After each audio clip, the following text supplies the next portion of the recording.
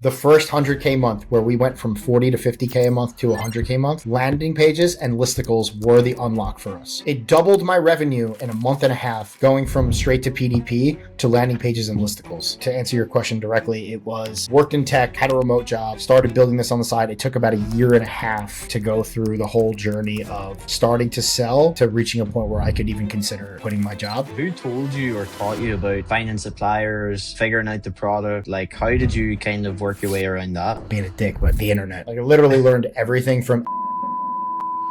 Were you running landing pages at this time? Yes. I'm so happy you said this, because I don't think people understand what an offer is. When you go to a website and you click buy, you're doing that because you feel the price being offered to you for that is worth the value of the product that you're getting. DJ, welcome. Appreciate you coming on, man. How's things? Dude, Paddy, thanks for having me, man. I really appreciate it. All good. So we met it was about 3 months ago now at the Miami event. I think it was around something like that. It was just crazy. Almost 2 months on the day. 2 months on the day. Wild. Well, listen, I appreciate you jumping on. Give everyone a bit of an intro to yourself. What are you doing? What company do you run? Give us a bit of an intro. 100%. So you can see it maybe on my hat. I don't know if this orange script tells it, but I run and started the Outgoing Co. The skate decks over my shoulder for Ramp Health are what we launched as. We actually had to do a full rebrand. We can get into some of the weeds on that in a bit. But in short, we make alcohol alternative and functional nootropic products. So everything that we do, the brand is called Outgoing, is meant to enhance the experience of going out and living life. I think there's enough gym supplements out there in the world, and I wanted to take all the nootropics and adaptogens that exist and bring them to more of a fun, social type vibe. Sick, man. And when I met you, you had the one product as it was standing at the time, which was the Audi, as they call it, or how would you pronounce it? My accent's maybe butchering that a bit. Audi. You're good. Just like the belly button. So you started with the Audi. Well, you started with the give us the whole thing. Give us the whole spiel. I don't want to tell the story. So you started with the ramps. You can get into that potentially, and then you funneled into the Audi, and now you have the famous Yapper can. So give us a rundown of how that sort of unfolded. There it is.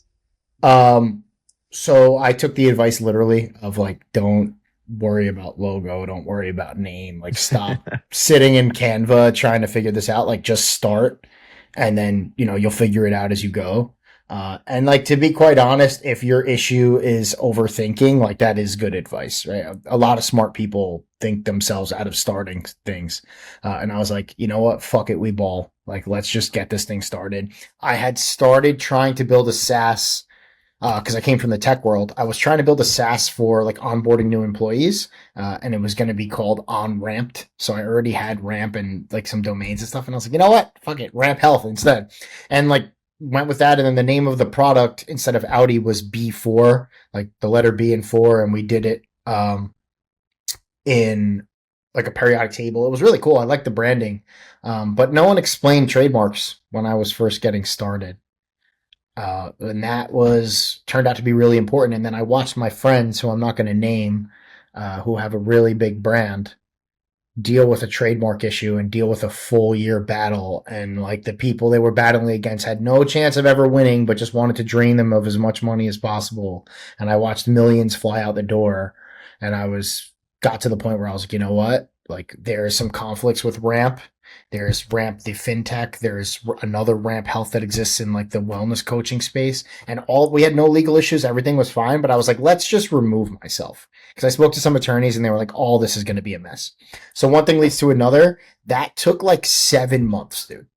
So like I believe I filed the trademarks initially in like April, May of last year. And I didn't flip over the name to the Outgoing Co. until Christmas Day of 2025. So I think that's like a 7-month, 8-month like timeline of like deciding to do this and getting it done. It's a lot of work. And all of this is to say, anybody listening, trademarks are important. Don't listen to the advice, especially with Claude and everything now. You can do a search really, really easily and like at least give yourself a yellow light or somewhat of a green light before going, instead of just deciding on, Icelandic sounds like a great name for my new water company without looking if there's another Icelandic. Yeah, man, it's wild. It's wild. I think it's something that you do, to be fair, kind of just not pay enough attention to. Which is, something that we started a second business actually, which is software, and we had to run through some checks. So I think it's important that everyone kind of learns from that lesson for sure.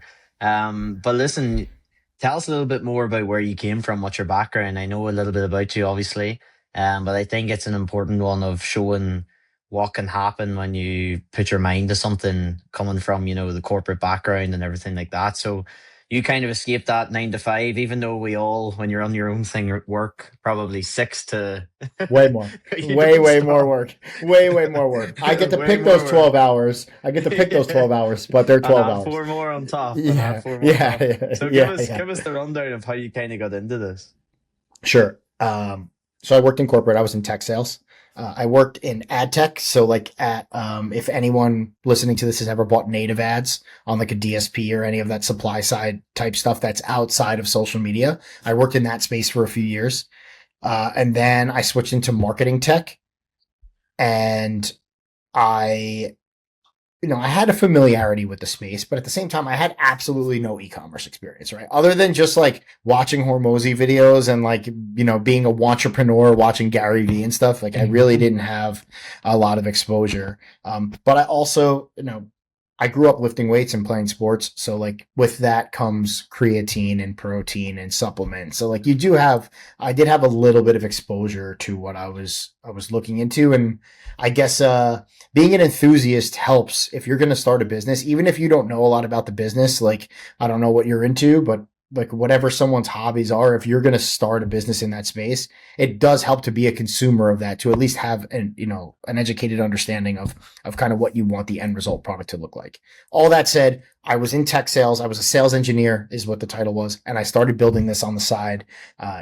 April 2023, I launched a pre-sale to test demand, and we actually sold about $12,000 of product between April and July of 2023. And then in July, we shipped Okay. our first orders. Yeah, I mean, listen, it's not insane, but it was pretty cool, right? I Bro, just that's used so influencers cool. and X. So cool. Yeah, yeah, and I felt that was validating enough to like, okay, I can lay out the 40 grand that this is going to take to start.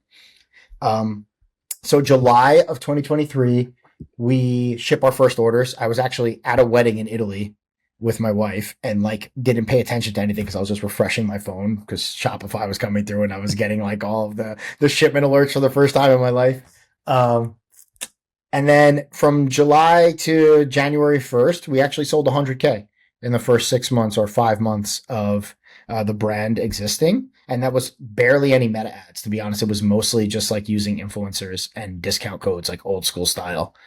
Um, and then January of 24 was when I first started running meta ads. And then we kind of just kept scaling from there. But to answer your question directly, it was worked in tech, had a remote job, started building this on the side. It took about a year and a half to go through the whole journey of starting to sell to reaching a point where I could even consider quitting my job. And the one thing I always want to put out there so that I'm not lying, I did take on investment. I am not bootstrapped anymore. When I quit my job, I brought on somebody who bought some equity from me and put a bunch of cash into the business. I would not have been able to quit. We all know the margins on ecom. I would not have been able to quit at the time if I did not take on that investment. Unreal, unreal. And who told you or taught you about finding suppliers, figuring out the product? Like, how did you kind of work your way around that? It's gonna sound like I'm being a dick, but the internet. Like I literally learned everything from X, YouTube, Substacks. Like every single thing was from that. And then like also, I read one specific Substack article where somebody like demystified that whole process for me with supplements specifically. And then I just got on Alibaba and I got on the phone and I actually, funny enough, I should say, I called about 35 US manufacturers first, realized that they were all Muppets, even though I'm making everything in the US now. At the time, I had a bad experience, 3+ years ago. And then I got on Alibaba and I reached out to all these Chinese suppliers, and I went from waiting 2 weeks to answer an email to 2 minutes having a quote in my inbox. And I was like, oh, this is a different experience, huh? And just kind of waded my way through it. And then the rest of it, dude, like I know it sounds silly, but it's all just Googleable. And also, I've personally written a bunch of guides on this now. So I don't know if you're familiar with the Bowtied community on X, Bowtied Yeah. Bull specifically, their Substack. I've written 2 separate articles, like demystifying a lot of this and going through the entire process of what I did. And also on my X timeline, I put out all this. I don't sell a course. I don't consult. I don't do anything. It's literally just, I figured this shit out and you don't have to worry about it. Here's the guide, is all over my X. Go check it out. We'll link that below for sure. That's I think that's wild though. Like, people put up a lot of blockers, and the amount of information in business in general, which is literally just sitting there, is insane. Like YouTube, like, oh my god, it's actually ridiculous. Oh, Pop, show us that one. Show us that can. You So heard that that's a good crack? lead into this. That wasn't planned. Tell us about the No, Yapper then. unplanned. Tell us about the Yapper. What is this So beverage?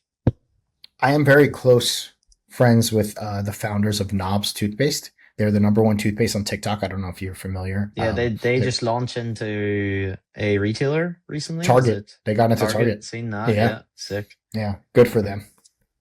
Unreal. Love to see Proud it. of you guys. Yeah, love to see it, especially because they're a brand that started on Twitter as well, right? They're just Wild. all the founders met from Twitter and just like started it randomly, and now they're multi Unreal. 8-figure Target. Dude, it's crazy, isn't it? To Get your on point Twitter, though, like Twitter is the goat.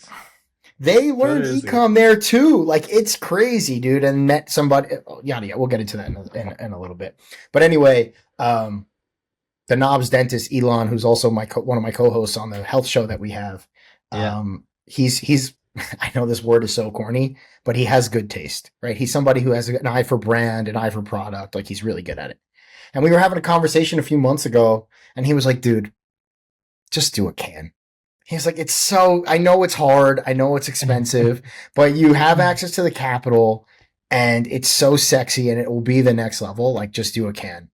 And like, I started, one thing led to another. Like I started looking into it a little bit more, and like, yes, it's really expensive to ship. And yes, this business I know that I'm going into is way harder than just selling powder D2C. Like I know it's going to be more complicated, but at the same time, like I went through the whole deal. And, I feel like anyone listening to this is going to want to know, what does that whole process look like, right? What is it? A friend saying you should launch a can to having one that I'm drinking in my hand. What does it look like? The quick version is, first and foremost, you need to most likely use a flavoring house or a R&D house, right? So in my case, I found one through, I was reaching out to co-packers and asking them who they recommended, and then I got the same recommendation more than once. Nice. So once I reached out to a few of them, they told me both these guys. I reached out. I paid them a flat fee. I believe it was like 12 grand, something like that. For that 12 grand, I got 3 full rounds of testing where they were going in and making full samples with flavoring and everything for me. And the beauty of that is sometimes people, when they, Paddy, I don't know how tuned in you are to the supplement space, but if you go to just a Very. regular manufacturer and they just make your whole product for you, even if it's custom, you don't own that formula technically. You have to either pay them for it, or you have to order a certain amount of volume, like 100,000 units or something, before they'll actually give you that formula. And to be fair, in their defense, so I know you're shaking your head, but in their defense, you're not paying for that R&D, right? Their in-house team is doing that R&D for free. So I kind of understand that. In this case, when you're paying directly for the R&D separate from a co-packer, you own the formula. So like, I have an Excel spreadsheet that has the flavor codes and has all the other ingredients, not just like lion's mane, cherry lime, sugar, right? Like I have like the actual brand and the ingredients and whatnot, which a lot of supplements most likely wouldn't have. But anyway, I went to these guys. We went through the whole process, and then I probably got a total of like 100 cans from them with all the different flavors. Every single girl and guy I know, I was giving them cans, like, try it. They're like, what is this unlabeled can? I'm like, just try it and shut up. Like, just like getting all the flavors, getting ideas. Yeah. Trust me, it's safe. It's fine. You're good. We decided on cherry lime as it was the clear winner. Orange will be what we do next. That was the second winner. So once you have the formula and everything's good and you have it ready to go, then I reached out to a couple co-packers. We're actually getting made. These cans are getting made at the same facility that Prime Hydration launched out of, that Alani Nu started at. Jocko Willink gets his drink made there. A lot of like pretty reputable brands. It's pretty cool. It just so happens that it's also in New Pretty cool. Jersey. Yeah, so I got connected with them. You set up the whole process. You decide if you're going to use sleeves, and we don't have to get into all that. But from there, it's just a matter of time, right? It's just like, okay, we're ready to run. We got everything good. You pay your money. Usually, you do like a little bit of like a deposit down, and then you'll pay the rest at the end, and you just get the run. And I think from idea to can in hand was about 6 months. Interesting. Interesting. That is crazy though. Like I don't think people understand like the possibilities when it comes to these types of things. Like you look at that and you're like, I wonder what, how long that would take me or a wild idea. But does that not just confirm to you that you can do whatever you want? Like you literally You can can. You just obviously do need the things, right? money. You You need can the just, money yeah, to an extent. cash is But king. yeah, I mean, yeah, you can do whatever you want. But what is your plan with that? Because obviously, as you mentioned, we work with a lot of brands that have tried to do cans, that have cans, one that you know very well, which is Cadence, and a couple of others. Like the biggest problem is shipping, bundles, AOV, getting the CAC low enough to actually afford it. Then you've got shipping, then you've got all of that. So it's not an easy D2C model. But as I remember correctly, you are going D2C first for this beverage. So what is sort of the reason for that, or what is your plan? Um, so I've had a few conversations and I've watched a lot of conversations on podcasts and stuff. I know some people think that that's not a good use of time. For me personally, I feel it's a good use of time to listen to what people say. So you brought up Ross and Cadence. I've listened to him speak. I've listened to Greg from Bloom speak about how Yeah, they blew two things of up. the greatest. Two of the greatest. And you know what they had in common? They used a powder D2C to fund some of what they did. We don't have to get into the intricacies of their funding Yeah. and whatnot, but as a general concept, they used D2C to fund retail and took big swings. And I think that is the playbook that I'd like to go after as well. We already have a multi-million-dollar D2C powder business that's going really well, and that product fucking rules. I love Audi. It's a fantastic product. I don't want to make it seem like I'm forgetting that. That's like that product rules. We'll It's get to great. it. It's a good We'll business. get Yeah, to we'll it. get to Yeah, it. We'll for get to sure. it. But we have, I probably have like a 50,000 customer list that we can blast this out to. We have the D2C distribution. We have the existing subscribers where we can offer them a discount and upselling and things like that. So I feel very confident that we'll be able to get the initial distribution up. Now, I don't want to be overconfident. I have no idea what it's like once you take a beverage and scale to these insane levels that the people we're talking about are at. It's a completely different game, retail and whatnot. But I am very confident that we can get this to multi six figures, maybe seven figures a month in D2C sales and get it with a nice foundation through the network, through the business that we've already built. And then, I'll kind of cross that bridge and see how much of my equity I need to sell to go to that next level. But that's my plan. But I will say, I don't want to talk at you. You are somebody that understands this. What's your thoughts on that? And you could be 100% honest, right? Like, what's your thoughts on that? No, I think that's a good idea. Like, I think people need to, realistically, you can do anything if you've cash for it. Now, I do like the fact that yours is called Yapper because it's kind of like it's something that has a semi virality to it, or virality, if that's the word. Do you know, like these brands like Cadence, Bloom, like even look at Bum Energy, they all win in the market because they have an unbelievable beverage. Cadence is going after a big person in the space or a big place, which is Gatorade. And I think if you look now, based off all of my learnings, anyways, I look at it and go, well, if you go after someone that's doing it for years, like Cola, Pepsi, well, same thing, but Gatorade, all of these brands, you've got to create just a better product and make it more modern. I think what you're doing is you've a modern beverage there, and it just has to be something that, people have done it, people have proven the way, and you have good connections. So I don't see why that can't work. But what I do think with brands nowadays is that retail is a huge lever to pull if D2C still works. You can do both because we're now seeing that. We're seeing that with brands, because people see you in the retailer, maybe they're trying to get there and there's a level of, limited stock, they will go online. And that's how you can still get that. It's kind of like, an agency in a way where, if someone's to sign up to you, they need to go and check out your content and then they'll eventually come back. So it's a bit of a flywheel. I think everything's a flywheel. It's like organic versus ads. So yeah, I mean, it's a bit of a rambled answer, but I do think that is a good idea. And you've done the first part, which is get the first product, and then it should fund the second thing. It's kind of like a first business and a second business in a way. It So does I feel love like it, it's man. I completely. love it. Thank you. Yeah, I'm sorry to cut you off. I thought you were done. No, no, all good.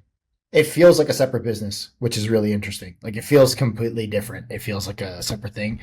What I will say is, I've been making this joke for the last couple of weeks, and I'm going to make it here on the pod. It feels like I spent 3 years like trying to look smacks and like work out and fix my figure, get like, my hair transplant, whatever. No one noticed. Then all of a sudden I threw some glasses on and everyone's like, oh my God, you look so much better. Like I've been building a business for 3 years and I'm working my ass off and everyone's like, yeah, it's cool. I released this can and everyone's like, oh my God, it's so cool. Like it just goes to show you though, like beverage is a sexier business, right? And Yeah. it's like the reaction is so visceral. Also, I went very, very, very hard on flavor first. The function is there, but like this is organic cane sugar sweetened.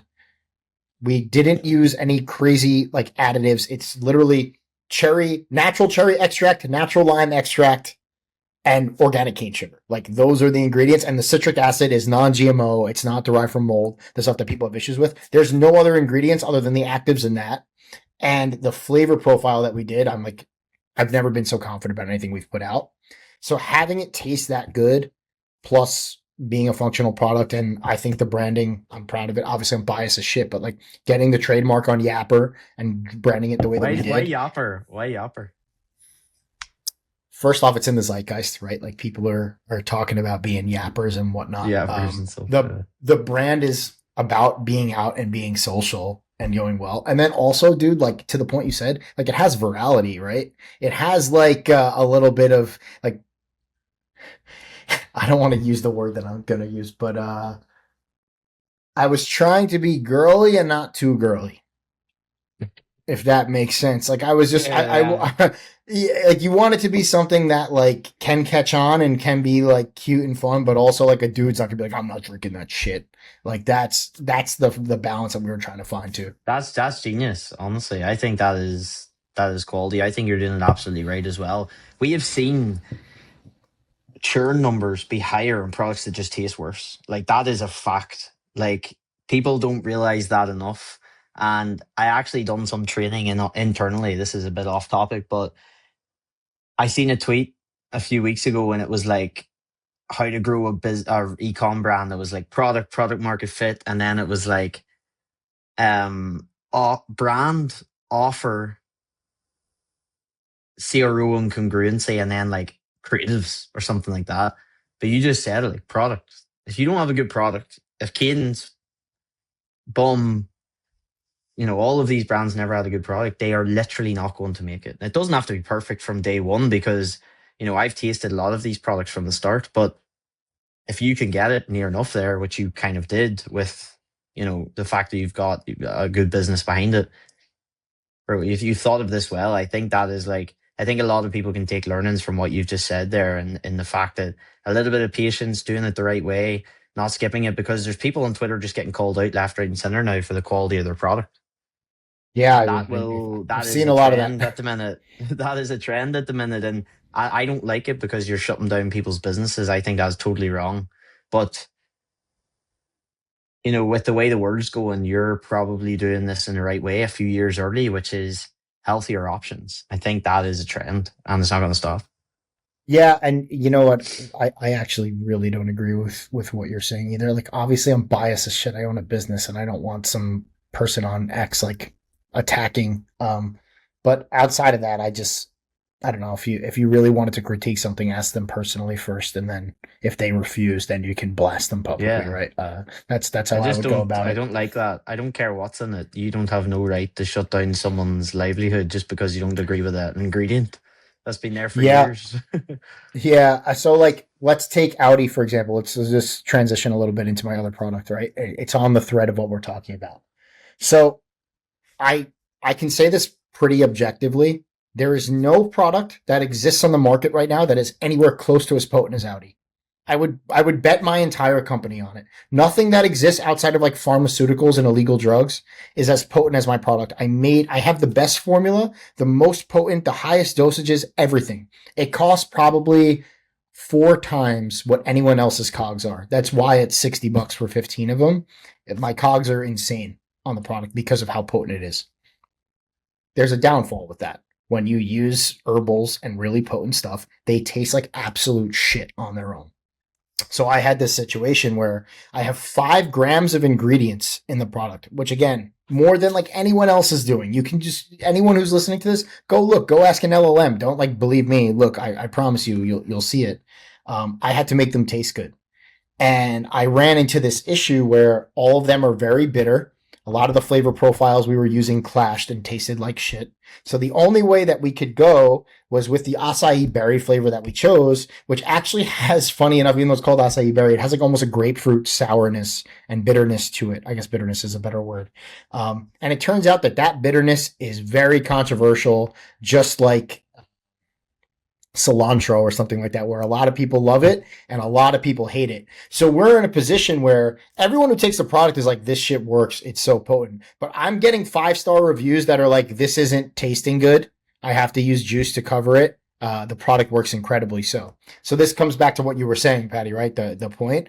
My number one priority right now is I'm using that same R&D team and we're making Audi taste better as well and seeing what we can do and what we can maneuver around, because taste, as much as you don't want to admit it, when you make a product that's functional, taste beats function in terms of customer satisfaction and Taste LTV matters, and retention. for sure.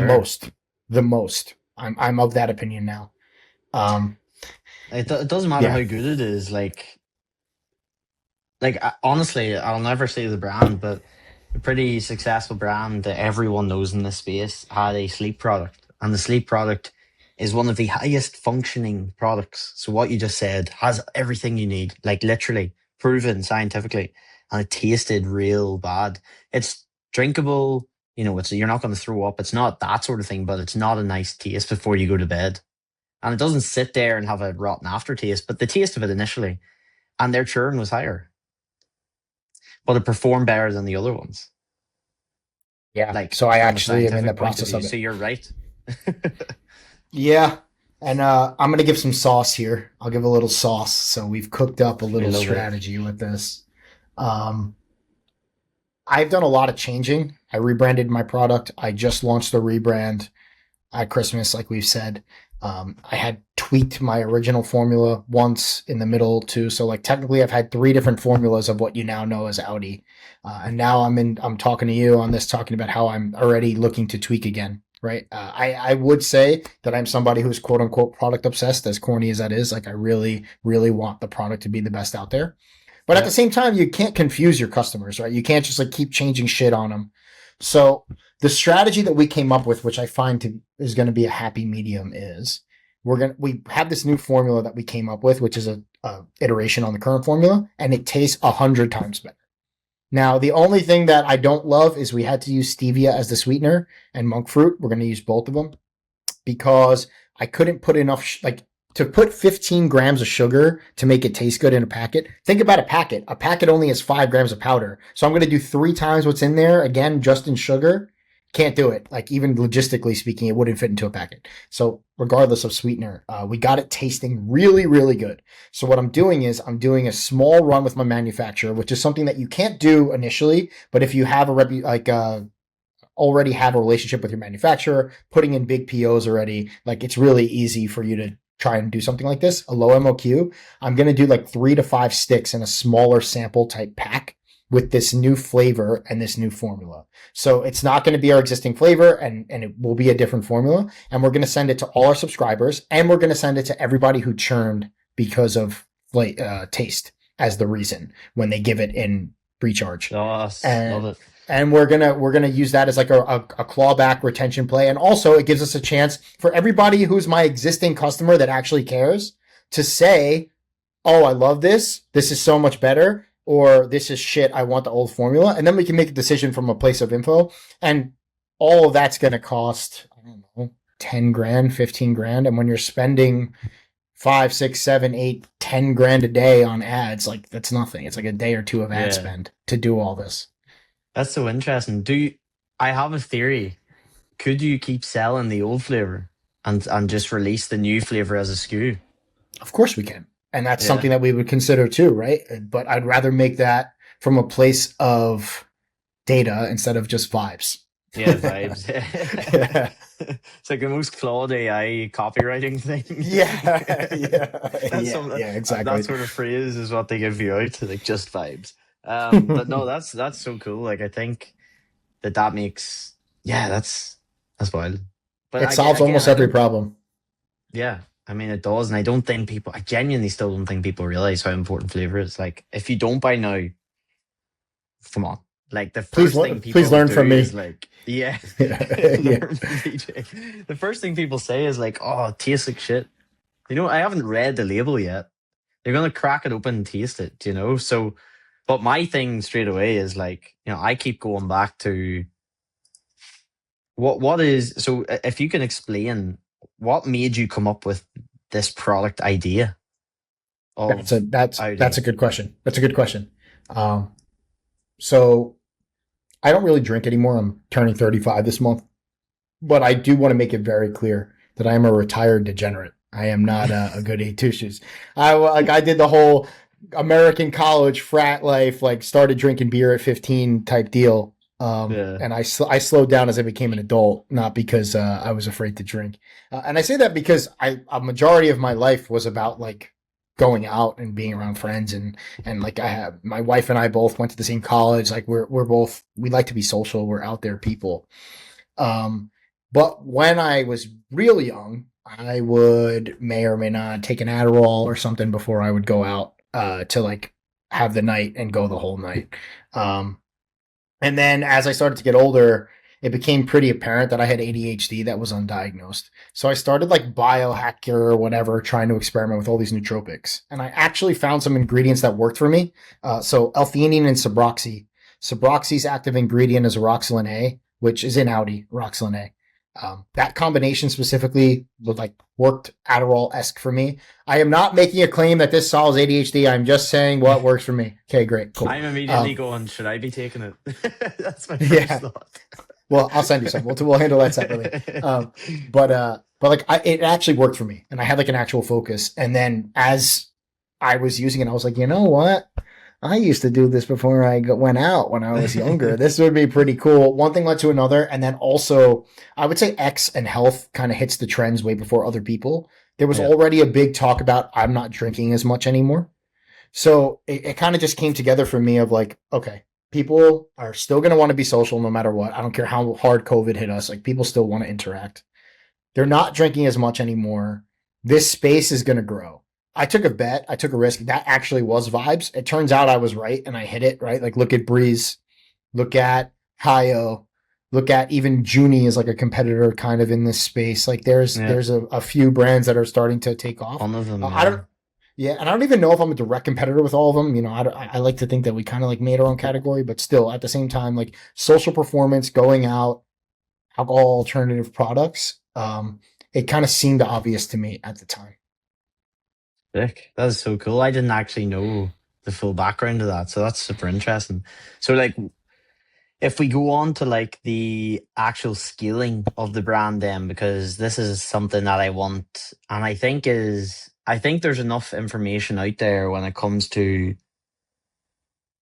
how to get going, how to do all of this. But the thing that I think brands struggle with the most is like scale. Like, you've got a lot of people that are stuck at that, let's call it, I don't know, 0 to 5 to 50. 10K a day or Oh, whatever okay, even that is. lower. Yeah, yeah, even lower, like even up, even if it is 50, but if they're stuck at those levels, can you explain to me some things that you done that kind of got you to that next level? So you done the 100K in, the 6 months, but when Well, you started to, let, well, give or take, we don't need to go into the numbers there of that, no, but it's fine. when you started to run ads, then what was some things that you started to see or do that started to get you to those levels, or can't do you have any like vivid memories that of things you kind of done? Yeah, this is a really really good question. No one's ever asked me this before, so this is a really good question. I'm actually excited to answer this. Um, I had an advantage in that I had almost 10,000 Twitter followers ish when I launched this brand. Now, is that an insane amount? No. Was it amount enough to get me to about 10K a month after the first 3 months? But just like my own brand and influencers and stuff, yes. So I did cheat in the fact that I was able to jump to 10K a month. However, you said, the 5, 10, 20K range that people get stuck at. For me, that was 40 to 50K. So it's the same stuck. I had the same stuck. It was just like a little bit higher numbers. Um, so just to give people an idea of timeline, we can talk about retroactive numbers all day. I don't care as long as we don't talk about Yeah. whatever. Just mention So them. It doesn't need to be. It's more yeah. just the timeline to side of things. So July 23, I launch. I do like 8K that month. By August, we had done 13K in the month of August. 10K of which was one influencer, one post for that day. So it was only like 3,000 outside of that. But we never did less than 10K from that point on in a month in a 30-day period. And then, by January 1st, we had sold 100K of inventory. And then that Black Friday was the first time we hit 20. I did like 20 something that November of 23. Around January, February, I updated my packaging and slightly tweaked my formula, as I had mentioned, earlier when we were talking. And with that, meta ads, the LTV that I had built in plus influencers, April of 24, I did 40K. So that was like my highest month by far. And then I got stuck at that point for like a full year. So I stayed in the Really? 40 to 50K range for the entire year of 24 into 25.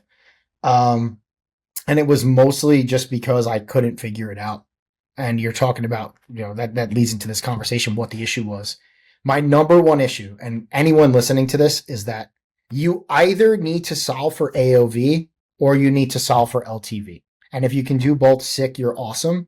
But like, you are never going to fucking make money if your whole business plan is this is $50. I pay $10. I'm trying to make someone buy it for a $30 acquisition cost. Like, it's never going to fucking work.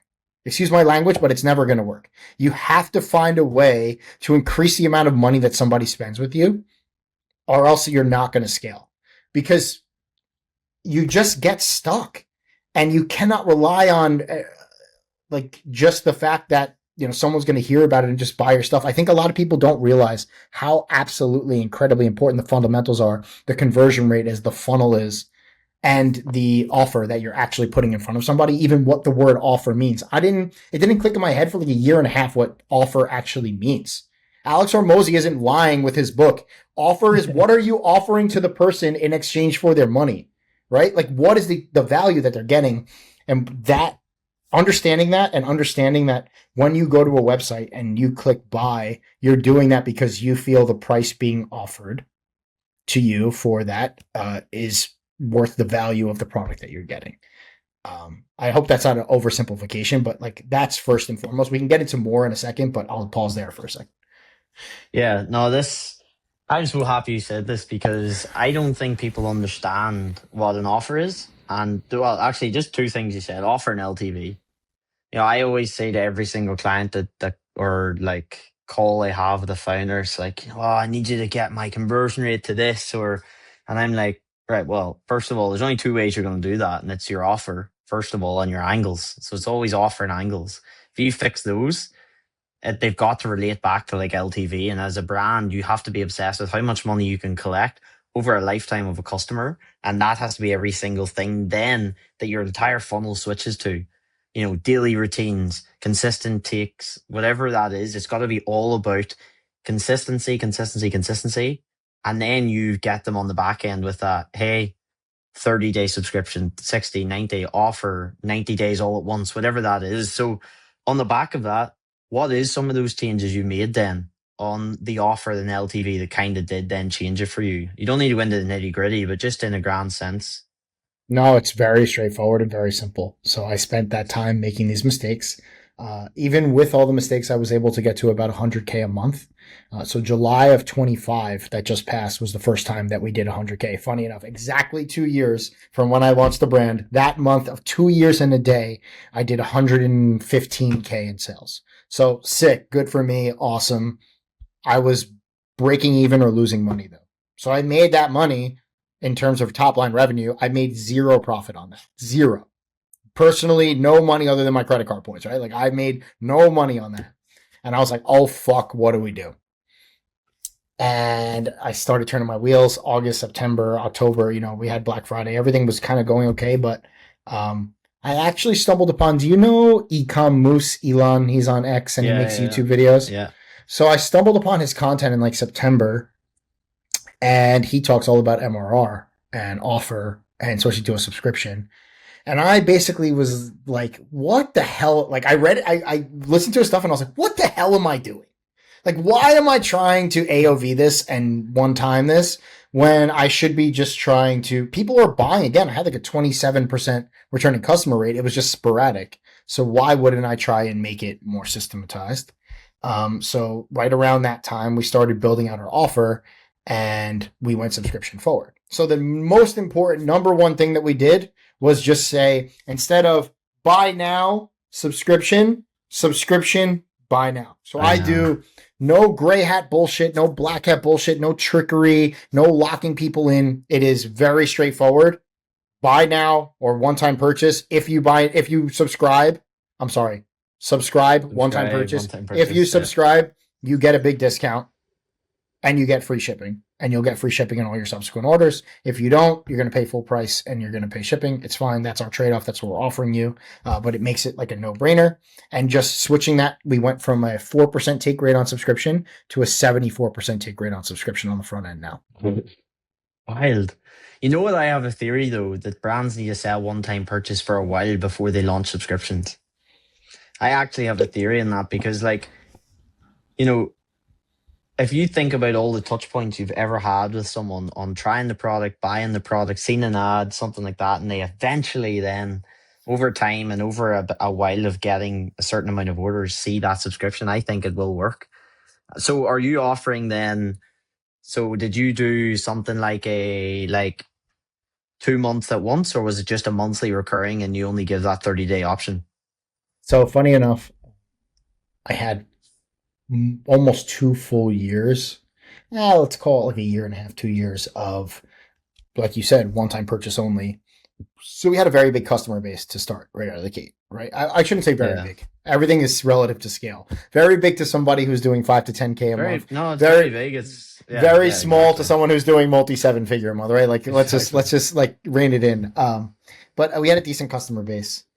And to be honest, Paddy, when we switched the offer, I didn't do anything other than the offer, right? All we did was just like make it subscription forward and give some small incentives and like very, very few cancellation prevention things. But also we can get into that at a later time. Yeah, I don't like to do anything unethical. I'm like Catholic school guilt, whatever you want to call it. Like I have I'm like morals, it's called morals. Yeah, some people need to learn them. Deep morals on all this stuff. I would never want my mom to buy my product and feel like she was scammed. And that's how I kind of think about it. So like we have some cancellation prevention and we have some retention stuff, but we don't like push on it too hard. I'm actually right now, my main focus and everything we're doing in the business is focused on retention. I have someone coming in to build it out who's one of the best and all this stuff. Nice. But to start, dude, we did like nothing. Like I literally just put the subscription forward. And we still have over a 50% month one retention and the 74% on the front end. Obviously, all that can be improved, but that's just like starting point, vanilla, nothing added to it. And I'm actually pretty proud of that. And it just shows the product quality, I think. Unreal. But I think something that people need to understand, though, is that, were you running landing pages at this time? Were you running... Okay. So that was my theory. Paddy, hold on real quick. Let me boost you up. Let me set you up for what you're about to say. The first 100K month where we went from 40 to 50K a month to 100K a month, landing pages and listicles were the unlock for us. It doubled my revenue in a month and a half, going from straight to PDP to landing pages and listicles and actually getting funnels for real set up. Go say what Love you're going to say, it. but that's a real So thing that that is happened. literally what I was going to say. Is you mentioned two things, right? Offer LTV, and then you mentioned that you just put subscriptions on.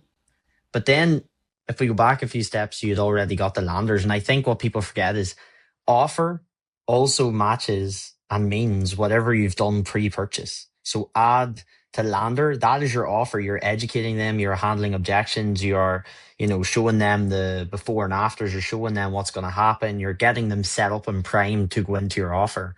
And then you hit them with that offer. Now, before they've got there, they understand everything about the brand.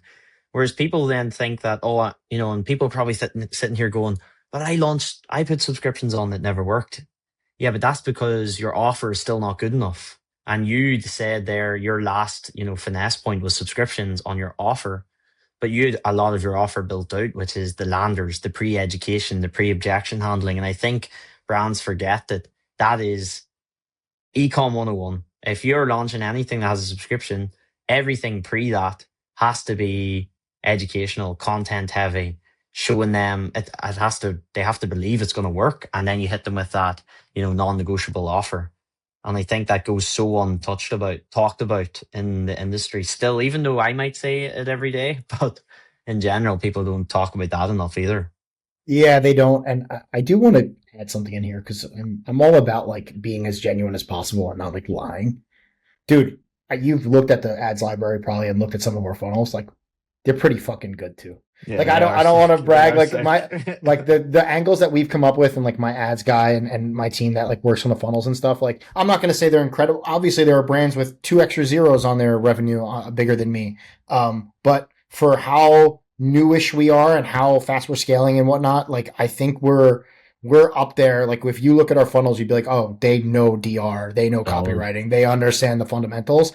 That stuff is really important too. You can't glaze over that, right? You can't AI this only. You have to understand copywriting fundamentals. Yes, you can use that to generate ideas. You can use Claude. It can help you with creatives. It can help you with angles. But like at the end of the day, it's not there yet fully. And you cannot automate this away. And you have to understand what will make somebody click and what will make somebody go to the next stage and the next stage. Exactly. And that's why folks like you need to exist. And I don't care what anybody says. You're not replaced by AI because, unfortunately, 21-year-old listening to this that's just starting ecom, drop shipping or whatever you're doing, like there's more to this than just automating it all with AI and renting a Lambo. Yeah, 100%. And I think, like, on the back of that, and we can, on the last few questions, is what's some of the best ways you've found angles and research? Because, we talk about this all the time and I release a lot of data and knowledge in this. But for you as a brand, how have you found the best ways to gather research for angles for your funnels? I've actually had some people push against me for saying this, but I don't care because I believe this 100% to be true. First and foremost, I think you need to follow all of the normie accounts on Instagram that are in your space. What does that mean? That means if you are selling to moms, you should be following mom influencers on Instagram.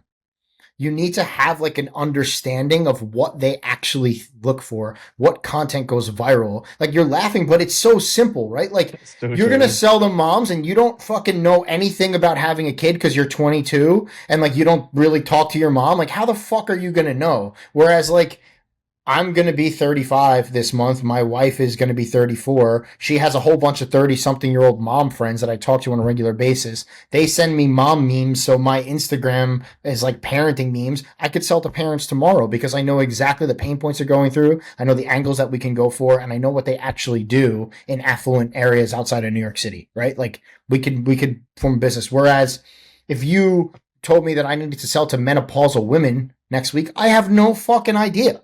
I have absolutely no idea what a menopausal woman needs. And don't get me wrong, you can figure it out. You can learn from copywriting. You can see and copy. But like, first and foremost is to be tuned in and to understand, I think, the space and what's going on. And then second of all, it's just also looking at viral content in general, I think, or things that catch on. I like at the end of the day, most of mine comes from scrolling organic social media that is unrelated to the business and seeing what is catching on. Like for I talk about social skills, right? And like social anxiety and whatnot. What are introvert meme pages making jokes about? Oh, you have to talk to the Starbucks person more than 1 second, like that kind of stuff. That's an angle. That's an angle right there. It's easy. It's a layup. Love it, love it. That's such a good idea, man. That's such a good idea.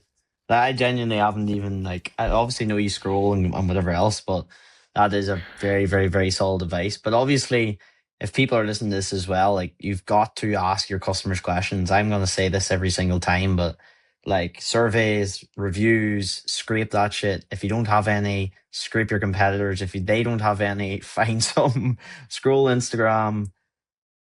I think you go on to Substacks, Reddit forums, whatever, you can find angles everywhere. It's just got to be the ones that are going to click with your audience the most. I think that is like really key. And one thing you've just said there is literally just knowing your audience. That's what it comes down to. And I know that sounds easier than it is, but at the end of the day, if you keep it simple, stupid, that is what that is. You've got to just understand the audience that you're selling to and then tell them what they need to hear, really, or cure their problems, or however you want to word that.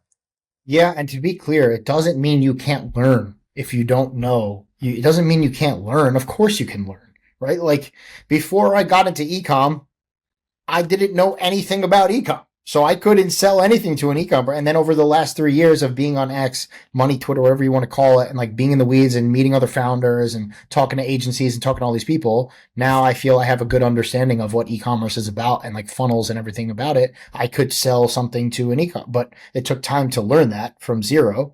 You have to be tuned in. Otherwise you're just going to be copying. And in my opinion, you won't be able to really get into the scale that you want to get to. Love it, love it. Well, listen, now we're coming to the end. I want to ask you two more things. What's the goals, Please and you can keep these nice and sharp. What's the goals for this year? What are you kind of aiming to do? hit 1 million a month in top line revenue. That is number one Let's goal go, by far. easy. And what is one thing you wish you'd done sooner in your journey that you would tell someone else? Trademarks.